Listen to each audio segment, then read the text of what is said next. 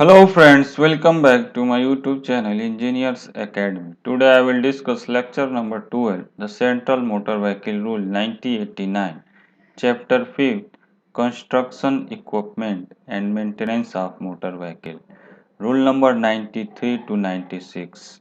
Let's discuss one by one. First point है rule number 93A overall dimension for agriculture tractor. First है the overall width of agriculture tractor is not exceeding 2.6 metre. यानी जो agriculture tractor है उसकी जो पूरी चौड़ाई होती है विड्थ वो 2.6 मीटर से ज़्यादा नहीं होनी चाहिए. ओवरऑल लेंथ जो एग्रीकल्चर ट्रैक्टर है उसका ओवरऑल जो लेंथ होता है लंबाई वो 6.5 मीटर से ज़्यादा नहीं होनी चाहिए. थर्ड पॉइंट बोल रहा है the overall height of agriculture tractor not exceeding 3.8 metre. यानी जो ट्रैक्टर होता है उसकी हाइट जो होती है वो 3.8 मीटर से ज़्यादा नहीं होनी चाहिए.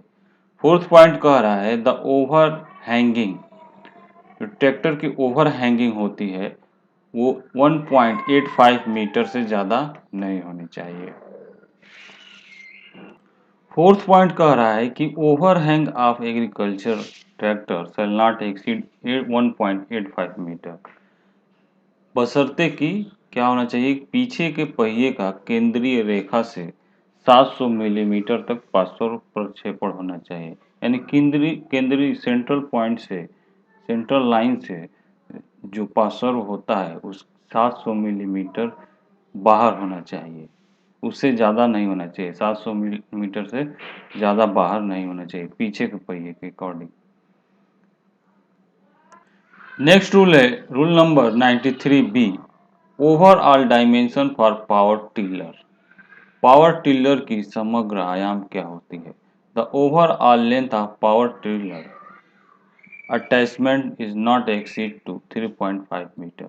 यानी कि जो पावर टिलर होता है उसकी जो ओवरऑल लेंथ होती है वो 3.5 मीटर से ज़्यादा नहीं होनी चाहिए. और जो उसकी विड्थ यानी चौड़ाई होती है वो 1.5 मीटर से ज़्यादा नहीं होनी चाहिए. थर्ड पॉइंट क्या बोल रहा है द मैक्सिमम ओवरऑल हाइट. यानी कि पावर टिलर जो होता है उसकी मैक्सिमम जो हाइट होती है वो 2 मीटर से ज़्यादा नहीं होनी चाहिए.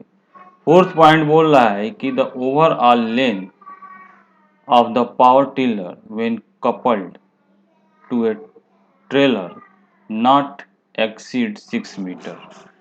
लेंथ जब सिंगल हो तब कितना होना चाहिए 3.5 मीटर होना चाहिए. यानी लेकिन जब ये कपल्ड हो तब क्या होना चाहिए 6 मीटर से इसकी लेंथ 6 मीटर से ज़्यादा नहीं होनी चाहिए. फिफ्थ पॉइंट क्या बोल रहा है the maximum overall width of power tiller coupled. यानी कपल्ड यानी दो जब हो तब तो उस कंडीशन में जब इसकी विड्थ है 1.7 मीटर से ज़्यादा नहीं होनी चाहिए.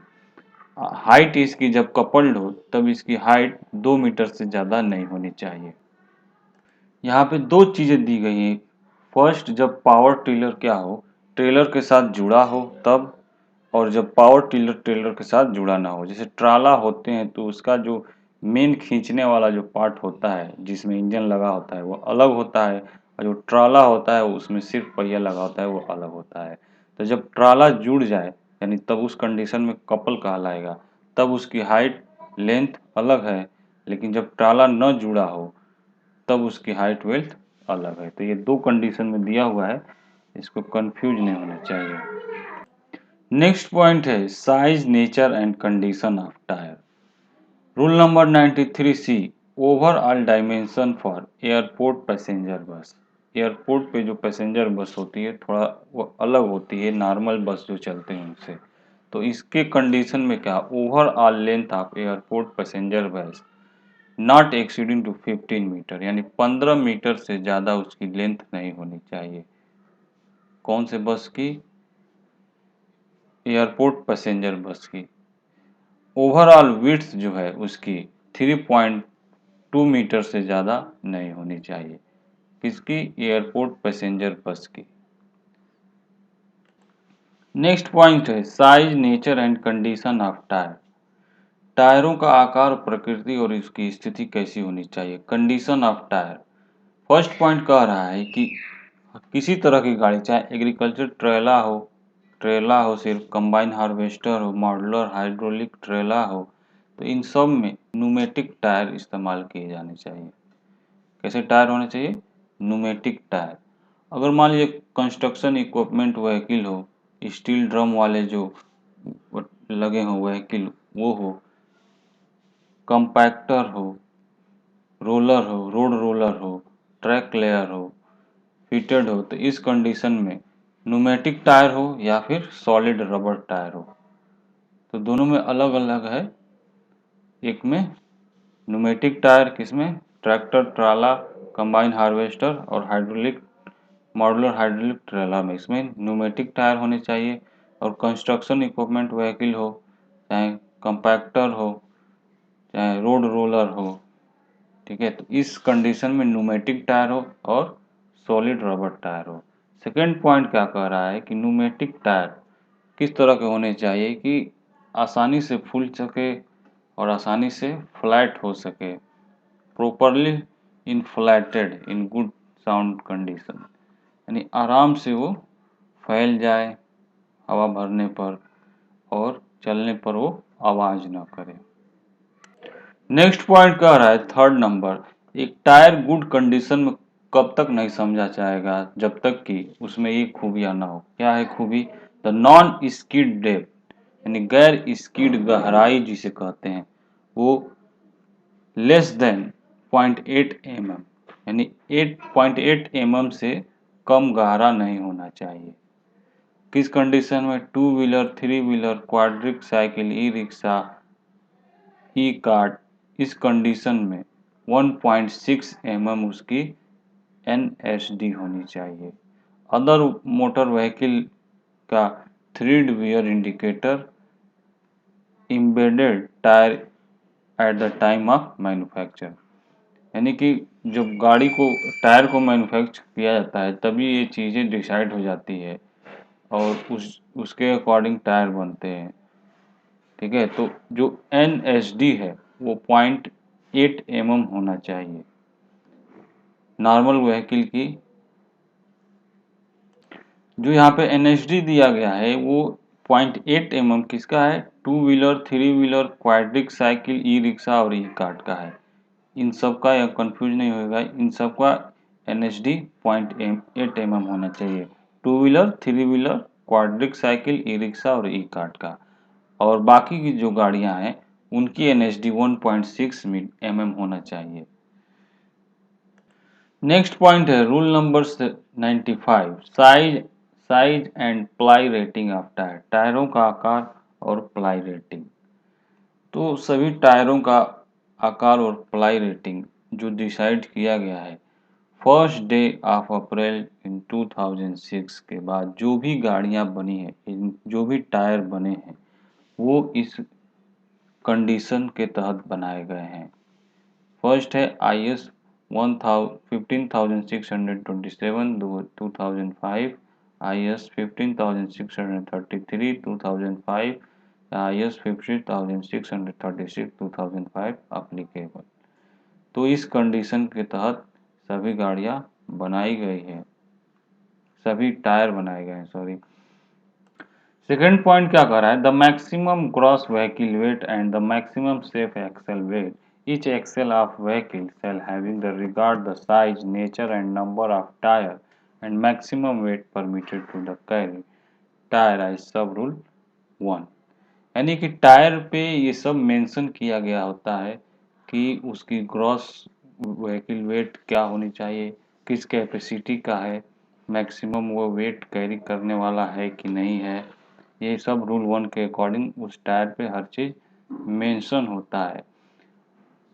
फर्स्ट पॉइंट यहाँ पे क्या कह रहा है कि रूल नंबर 126 के अकॉर्डिंग टेस्टिंग एजेंसियां उसको चेक करती हैं कि उस टायर का gross vehicle weight, axle vehicle weight, ये सब सर्टिफाइड किया जाता है, उसके बाद टायर कंपनी से बाहर निकलती है। टेस्टिंग एजेंसी के द्वारा फुल्ली सर्टिफाइड किया जाता है तभी वो टायर फैक्ट्री से बाहर निकलता है। क्या उसकी gross vehicle weight, axle weight उसका सर्टिफाइड किया जाता है टेस्टिंग एजेंसी के थ्रू, रूल नंबर 126 के अकॉर्डिंग, तभी वो टायर मार्केट में बिकने के लिए जारी होता है। अदरवाइज वहीं पे उसको कैंसिल कर दिया जाएगा टेस्टिंग एजेंसी के द्वारा, फिर वो मार्केट में बिकने के काबिल नहीं होगा और मैन्युफैक्चरिंग करना में उस पर पैसा इन्वेस्ट करना भी बेकार हो जाएगा। नेक्स्ट पॉइंट है third point, the maximum axle loading कितनी होनी चाहिए। 10.2 टन से यदि ज़्यादा है तो वो सही नहीं है, यानी इसके अंदर ही उसका लोड कैपेसिटी होनी चाहिए। उस टायर की लोड कैपेसिटी 10.2 टन से ज़्यादा नहीं होनी चाहिए। इसका आखिरी पॉइंट है 10.2 टन। नेक्स्ट रूल है rule number 95 A, size and ply rating of tyre agriculture tractor, tyre for agriculture tractor. अब एग्रीकल्चर ट्रैक्टर के क्या है, जो भी मैन्युफैक्चरर है वो एक मैक्सिमम कैपेसिटी उसकी डिसाइड करेगा टायर का, और उससे ज़्यादा उस ट्रैक्टर पर आप भार कैरी नहीं कर सकते हैं। यदि कैरी करेंगे तो एक्सीडेंट होने के चांसेस है, गैर कानूनी ऑफेंसेस कहलाएगा। तो ये आपका मैन्युफैक्चरर ही डिसाइड करता है कि उसकी मैक्सिमम कैपेसिटी क्या है, और उसकी मैक्सिमम कैपेसिटी से ज़्यादा लोड अलाउ नहीं होता है उस पर। नेक्स्ट पॉइंट है रूल नंबर 96, ब्रेक्स। ब्रेक्स के लिए क्या कंडीशन है, कह रहा है कि every motor vehicle other than motorcycle, three wheeler, invalid carriage, trailer or road roller shall not equipped with two independent and efficient brake system, namely the parking brake and foot operated brake। तो basically गाड़ियों में minimum दो break होनी चाहिए, दो independent break होनी चाहिए। जाहिर सी बात है, आप गाड़ियों में देखते हैं मिनिमम दो ब्रेक होता है, किसी किसी गाड़ियों में तीन तरह के ब्रेक होते हैं, किसी गाड़ियों में दो ही तरह के ज़्यादातर ब्रेक देखे जाते हैं, जैसे कि एक आगे ब्रेक होता है बाइक में, एक पीछे का ब्रेक होता है। तो एक पार्किंग ब्रेक बोलता है, एक फुट ऑपरेटेड, यानी कि पैर से ब्रेक लगता है। फोर व्हीलर में आप देखे होंगे आमतौर पर पैर से भी ब्रेक लगता है, और एक हैंड ब्रेक होता है दोनों आगे की दोनों सीटों के बीच में। तो बेसिकली ब्रेकिंग का जो सिस्टम है वो कम से कम किसी भी गाड़ी में दो ब्रेक होना ही चाहिए, और दोनों इंडिपेंडेंट ब्रेक होना चाहिए, पार्किंग ब्रेक और foot operated brake. Second point क्या कह रहा है, जो ब्रेकिंग सिस्टम है वो इतना कैपेबल हो कि वो गाड़ी को अंदर ही रोक सके। सब रूल 8 के अकॉर्डिंग उस गाड़ी को एकदम आसानी से अंदर ही रोक सके, एक डिस्टेंस के अंदर, स्पेसिफाइड डिस्टेंस है, नहीं कि ब्रेक ब्रेक लगा रहे हैं धीरे धीरे जाके गाड़ी सट गई सामने वाले में। तो ऐसा नहीं, गाड़ी का जब हम ब्रेक पैडल दबाए ब्रेक का, तो वो एक इस लिमिट डिस्टेंस के अंदर वो गाड़ी रुक जानी चाहिए। थर्ड पॉइंट क्या कह रहा है कि मोटर वाहन में, चाहे वो कृषि ट्रैक्टर हो, कृषि ट्रैक्टर के अलावा मोटर वाहन में कृषि ट्रैक्टर के अलावा जो भी ब्रेक संचालन हो वो डायरेक्ट होना चाहिए, यानी कि ट्रांसमिशन गियर के माध्यम से नहीं होना चाहिए, वो डायरेक्ट, कम से कम एक ब्रेक डायरेक्ट होना चाहिए, सीधे पहिए से जो कनेक्ट हो। नेक्स्ट पॉइंट, फोर्थ पॉइंट क्या कह रहा है कि every motor vehicle manufacture on and after the first day of April 2006 shall have braking system whose performance shall conform to the following Indian standard, namely, यानी कि 1 अप्रैल 2006 से जो इंडियन स्टैंडर्ड है वो गाड़ियों का ब्रेकिंग सिस्टम का वो उस गाड़ियों पर लागू है, यानी कि 1 अप्रैल 2006 के बाद जो भी गाड़ियाँ आई हैं उनकी ब्रेकिंग सिस्टम ये नए स्टैंडर्ड के साथ है। जैसे फर्स्ट है to wheeler, three wheeler, e rickshaw, e cart, तो ये टाइम टू टाइम इसमें अमेंडमेंट होता रहता है। इसका क्या है, IS 14664 इन 1999। तो ये टाइम टू टाइम अमेंडमेंट होता रहता है। और ऑल तरह की गाड़ी जैसे motor vehicle including quadricycle other than two wheeler, three wheeler, trailer, construction equipment, तो उनके ये स्टैंडर्ड निर्धारित किए गए हैं। ये सभी स्टैंडर्ड, तो ये स्टैंडर्ड आमतौर पर पूछा नहीं जाता है, लेकिन आप जानकारी के लिए आप इसे पढ़ सकते हैं। नेक्स्ट पॉइंट है 6 number, the following category of vehicle shall be fitted with anti lock braking system comfort to IS 11852 2009। यानी अब नए सिस्टम आ गए, एंटी लॉक ब्रेकिंग सिस्टम आ गया है। तो हर कैटेगरी की व्हीकल में अलग अलग समय पर उसको लागू किया है। जैसे N2 कैटेगरी की व्हीकल है, ट्राला को छोड़कर कंबाइन कॉम्बिनेशन, ट्राला को छोड़कर जैसे N2 कैटेगरी का व्हीकल है, तो इस पर कब लागू हुआ? फर्स्ट डे ऑफ अक्टूबर 2006 में इस पर लागू हुआ है। Carrying hazards goods and liquid petroleum gas. तो N2 कैटेगरी की व्हीकल क्या करती है? जो डेंजरस कैटेगरी के गुड्स होते हैं उनको कैरी करती है, पेट्रोलियम से रिलेटेड चीज़ों को कैरी करती है। सेकंड पॉइंट है new model M3 and N3 category vehicle manufactured on after the 1st April 2015। यानी कि M3 एंड N3 कैटेगरी के व्हीकल 1 अप्रैल 2015 के बाद से 1 अप्रैल 2015 के बाद से एंटी लॉक ब्रेकिंग सिस्टम इस पे लागू है।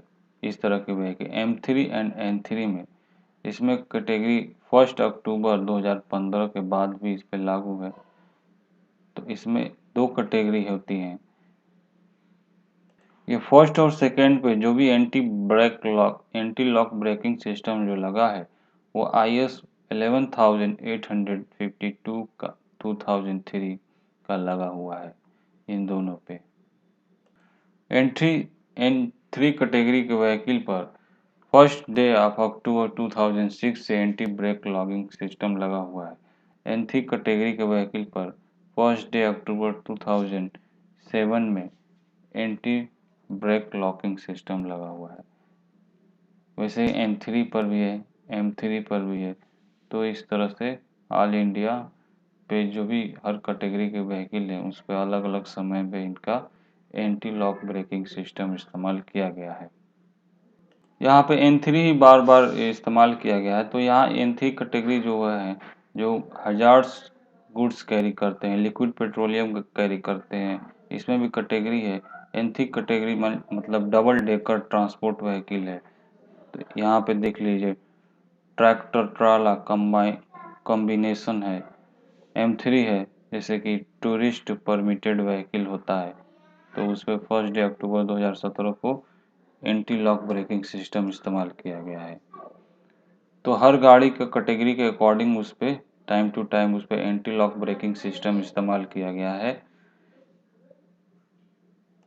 Thank you so much for watching this video. Please like, share and subscribe my channel.